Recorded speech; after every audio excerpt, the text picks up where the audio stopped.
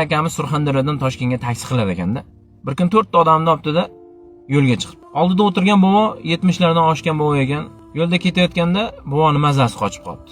Boyagi shopir aka ko'p bansalarga to'xtabdi, ko'p aptekalarga to'xtabdi, yo'llarda to'xtab boboga yordam berdi. Har bir viloyatda bansalarga kiribdi-da. 3 ta klient aytibdiki, aka, bu boboni shu yerda tashlab ketaylik. Yaqinlari, o'g'illari kelib o'zlari olib ketadi.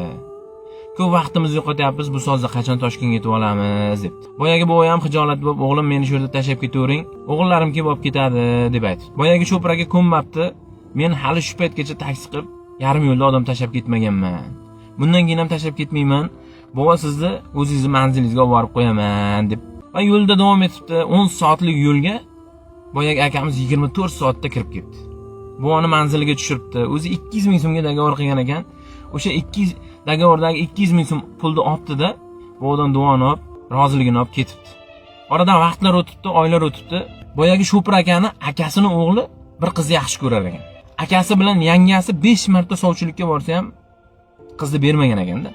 Biz begona joyga qiz bermaymiz, begona joyga qiz uzatmaymiz deb bermagan ekan. Yangasi boyagi akamiz oldiga yig'lab kelibdi-da, yuring siz ham sovchilikka bir boring, gap kechichanroqsiz. Zora sizni gapingiz bilan shu qizni bizga berishsa deb yig'labdi. Boyagi akamiz kulib, sizlar 5 marta bordilaring bermagan, men 1 marta borsam berarmidi deb javob beribdi.